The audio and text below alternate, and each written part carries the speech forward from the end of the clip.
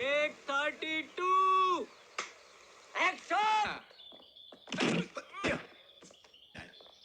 चलो भाई जल्दी चलो। क्या ये आपको दिखाई नहीं देता? अरे जल्दी क्या? आप तीनों की शक्ल मिलती है, जुड़वाओ। तो बजट के पार्ट 1 और 2 में हमने देख लिया कि क्या बजट के कंपोनेंट्स होते हैं और क्या बजट के ऑब्जेक्टिव्स होते हैं, क्या रेवेन्यू रिसिप्ट्स और रेवेन्यू एक्सपेंडिचर क्या होते हैं और क्या कैपिटल रिसिप्ट्स और कैपिटल एक्सपेंडिचर होते हैं।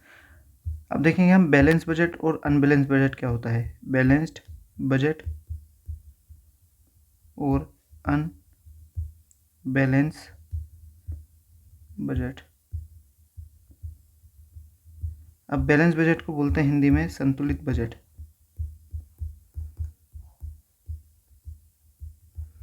और इसे बोलते हैं असंतुलित बजट।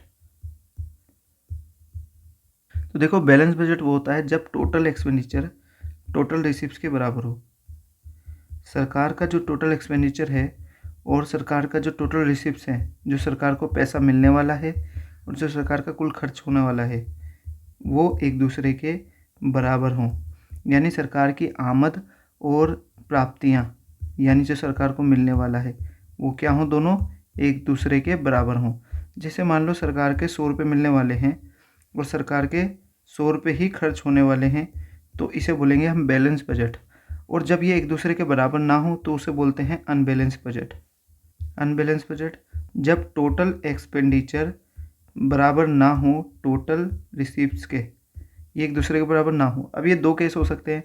मान लो 100 रुपये खर्च हो रहे हैं सरकार के और सरकार को मिल रहे हैं केवल 90 रुपये, या फिर सरकार के खर्च हो रहे हैं 100 रुपये और सरकार को मिल रहे हैं ज़्यादा। यानी अनबैलेंस बजट जो है वो दो तरीके से हो सकता है, या तो सरकार के खर्च हो रहे हों कम और मिल रहे हों ज़्यादा, या सरकार के खर्च हो रहे हों ज़्यादा और पैसे मिल रहे हों कम। तो जब सरकार के खर्च हो रहे हों ज़्यादा और पैसे मिल रहे हों कम तो उसे बोलेंगे डेफिसिट बजट। Deficit budget. और जब सरकार के खर्च हो रहे हों कम और पैसे आ रहे हों ज़्यादा, यानी खर्चा कम हो और आमदनी ज़्यादा हो, तो उसे बोलते हैं सरप्लस बजट। ठीक है। अब देखो डेफिसिट मतलब घाटे का बजट, यहाँ लिख देते हैं घाटा, घाटे का बजट, और सरप्लस मतलब फ़ायदे का यानी बचत का बजट। ठीक, तो अलग अलग देखते हैं। पहला है सरप्लस बजट। सरप्लस बजट तब होता है जब सरकार का टोटल एक्सपेंडिचर कम हो और टोटल रिसिप्ट्स ज़्यादा हो, बात कर ली हमने। दूसरा होता है डेफिसिट बजट, जब सरकार का टोटल एक्सपेंडिचर ज़्यादा हो और टोटल रिसिप्ट्स कम हो। तो डेफिसिट बजट को फिस्कल डेफिसिट भी कहते हैं। क्या कहते हैं? Fiscal deficit. देखो फिस्कल डेफिसिट हिंदी में राजकोषीय घाटा।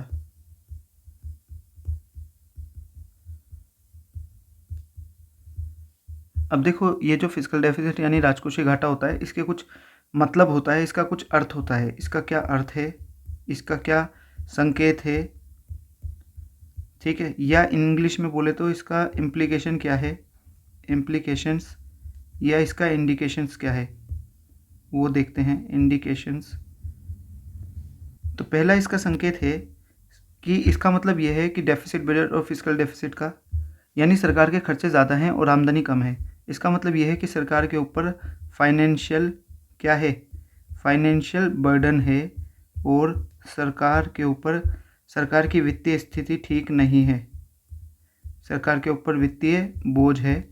यानी अगर एग्जाम में क्वेश्चन आता है कि आपको फिस्कल डेफिसिट से क्या समझ आता है या फिर इसके क्या संकेत है, तो आप लिख सकते हो कि सरकार के ऊपर फाइनेंशियल बर्डन है, सरकार के ऊपर वित्तीय बोझ है। फिर आता है दूसरा पॉइंट। देखो राजकोषीय घाटे का मतलब है सरकार के खर्चे ज़्यादा हैं और आमदनी कम है। इसका मतलब ये दिखाता है कि सरकार के ऊपर, सरकार को अपने जो बेफिजूल के खर्चे हैं उनको क्या करना चाहिए, अपने रिड्यूस करने चाहिए, एक्सपेंडिचर को कम करना चाहिए। यानी सरकार को अपने व्यय कम करने चाहिए। सरकार को अपने कौन से व्यय कम करने चाहिए? अनावश्यक, जो बेफिजूल के सरकार के खर्चे हो रहे हैं ना, सरकार को वो कम कर देने चाहिए, ये दिखाता है ये हमें। ठीक है।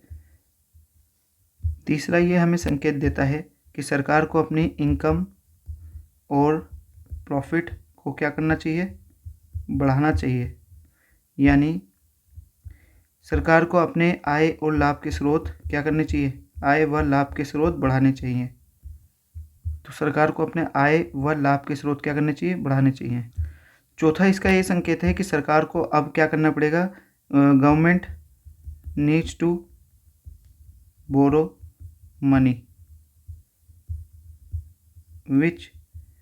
मनी, जिससे बर्डन बढ़ेगा ऑन फ्यूचर जनरेशन।